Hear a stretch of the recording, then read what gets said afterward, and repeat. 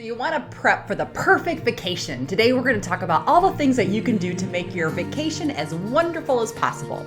Things are going to go wrong sometimes, but that's okay. That's part of the charm of a vacation. But with proper planning, you can have the tools and things that you need to make it as perfect as possible for you and your family. So the first thing that I always do is I have a list in my phone.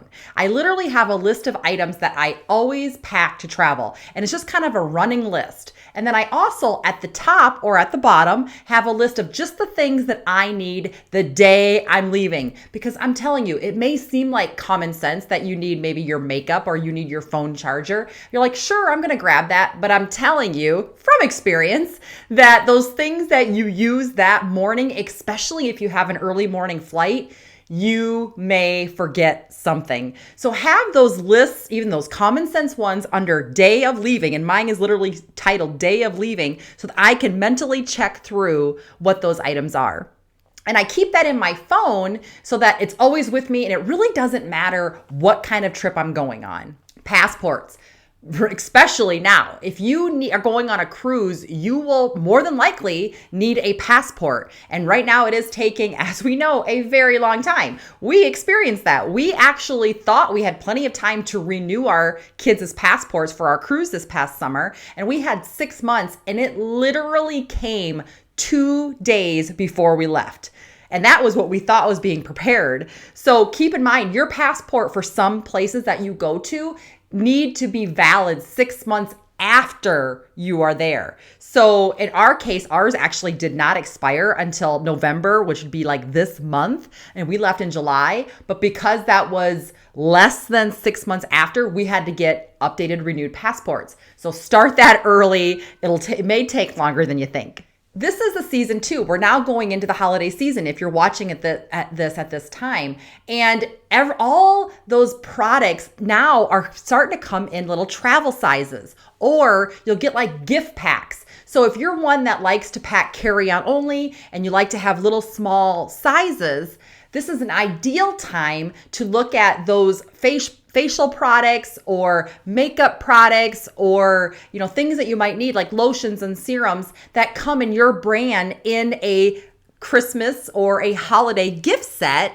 And honestly, I just buy a couple of them, especially if they go on sale either after Black Friday or sometimes even after the holidays. You can get them 50% off because they're trying to get rid of their inventory. And I just put those all in a bin. I literally just have a travel bin that I buy of my products and I put them in there. So that way, the next time I travel, I already have a travel-sized container of the products that I like.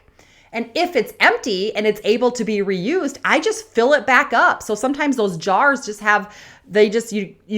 can fill them back up and I just reuse them over and over and over again. Currency exchanges, and we're actually going to be experiencing this. So we're going to be going to Italy and Rome and France next summer. And so we talked to our bank and you can get your exchange, you need to talk to your bank and find out if you can actually get the currency that you will need at that country ahead of time. Now, you can always do it there. You can always do it at the country that you're at.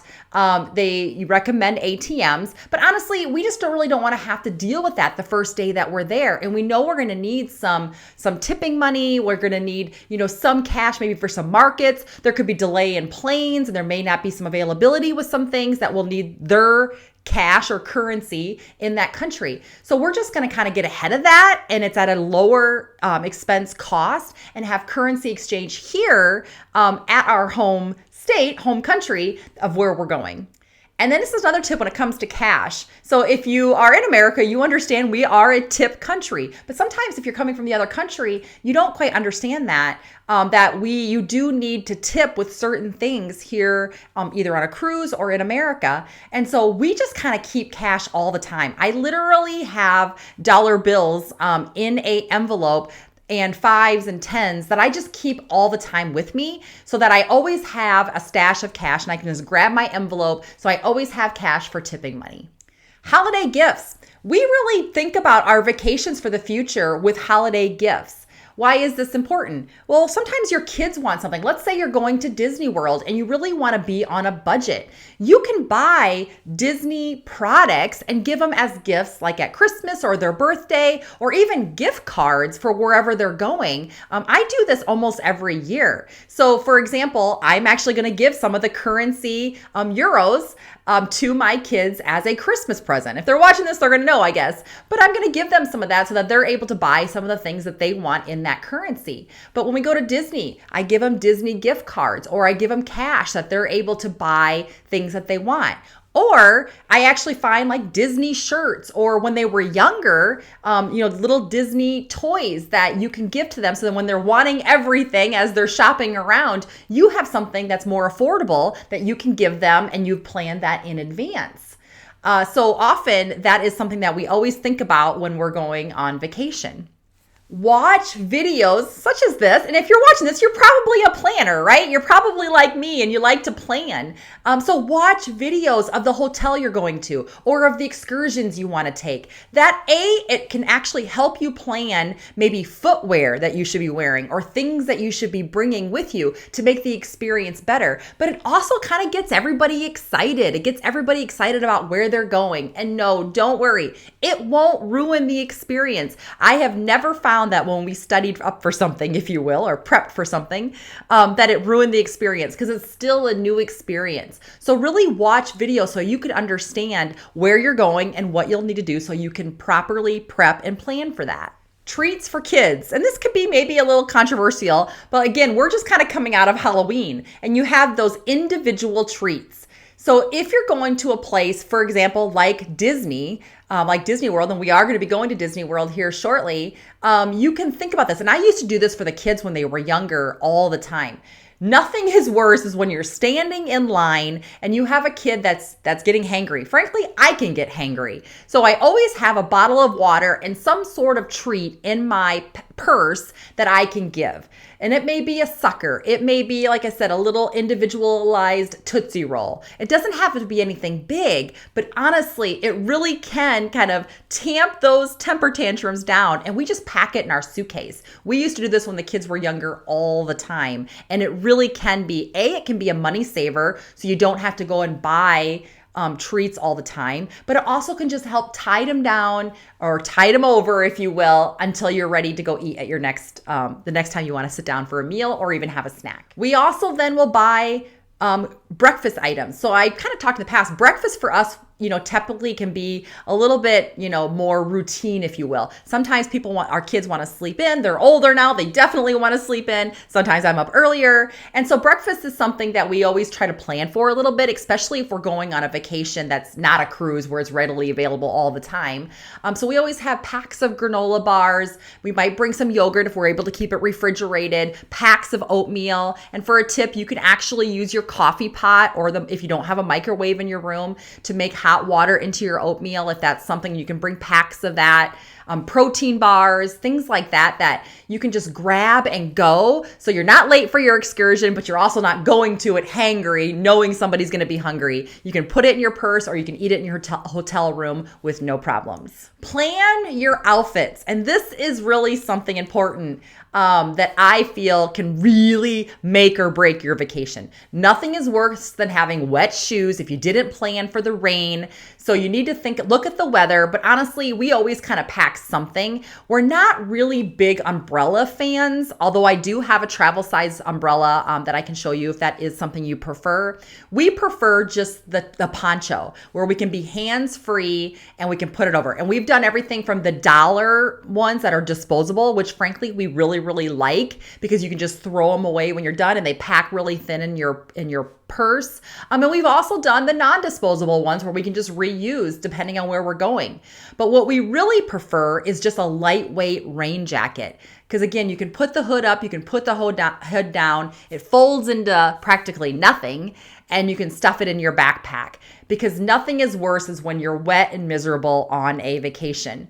When we went to Hawaii, it would rain throughout the day, right? So the proper footwear was probably even more important. It was warm. We were in Hawaii, but we all wore footwear so that our feet Where like in my case, my daughter, in my case, we wore Keens, and I'm a high believer in Keen sandals because they can get wet. They're comfortable. You can wear them all day. They got high tread, so you can hike in them. And it was no problem throughout the rain throughout the day. And then it would dry and you'd be dry within an hour. We also wear clothing that are dry wicking. So in my case, I like to wear the Athleta. There's Lululemon. There's all sorts of products that you can wear of all different price points. But really think about dry wicking fabrics as you're on this vacation. And what do you all need for sizes? If your kids, make sure they fit. Make sure they haven't outgrown them. And make sure for yourself as well. Because it really will either make or break your vacation as you're doing things. So really think about the weather when you're doing that. But then what if you also want to plan your outfits for the rest of the trip? Now, one of the tips that we have, and it really can go either way, but we take the most pictures either at holidays or vacations. And sometimes those are the only pictures we take all year. So I want everybody to look nice, for those pictures. And so we usually will buy new outfits. Now, not always new in the sense of like brand new, but we may pack it away. For example, for Disney, we have Disney shirts that we only wear at Disney. We pack them away and we put them away. We don't wear them all year long. Now, of course, if you have kids, they're going to be outgrown them by then. So we'll have them wear them all year. But for yourself as adults or even older kids, if they're fully grown, we pack them away so they look new. And they feel new because you haven't worn them all year long or maybe for a couple of years. So we always think about what are new outfits, or if we're going on a trip, do we need a certain dress or a sundress? Because we are going to be taking pictures. Now, contrary to that, if you want to be able to just have the ability, if they get muddy or dirty or sandy, bring an old swimsuit. And if you don't care and you have others, throw it away. If it's too sandy and you really just don't want to have to mess with it. So another option that we have done in the past, especially if we're doing an excursion where maybe we're going to get completely muddy, we think about clothes that we probably would have trashed if they got some holes in them in the past, or things like that we may have trashed anyway. We kind of keep those and we utilize those for excursions that we may know it's going to be extra dirty, and we can just toss them and not feel bad about that. So really kind of two different theories, but it really does take in you planning your outfit, because nothing would be worse if you're on an ATV mud excursion and you did not know you were going to be ruining your brand new clothes with mud or rain or sand. And so really planning for that will help you prevent that issue. Again, we talked about the day of the leaving packing list, but with that also, maybe you're staying at a hotel the night before. So in our case, we are 2 hours away from the nearest airport. So usually, especially if we have an early morning flight, we have to go down the night before and stay at a hotel. So I always bring a hotel bag that I don't have to bring with me on the vacation, that just has the items that I'll need to plan for the plane the next morning, and then things I can just leave in our car if we're parking at the airport. The same can be said for if you're going on a cruise. You're already there, but you're staying at a hotel the night before your cruise. Really think about what can you either re-wear the next day for your cruise. Maybe you're just wearing it for a few hours and you don't have to have a separate outfit, but sometimes you just want a packing cube of just the things you'll need for that hotel, so that you don't have to completely unpack until you're at your longer stay hotel or cruise that you're going on. So planning that and how that will best meet your family's needs really can be a stress saver as well, especially if you're crunched for time. Kind of some other tips. You're the most productive before you leave for your vacation. So sometimes it can be the most stressful too, right? Because you may have to do extra things for work, or do extra things for school, or do extra things for your kids.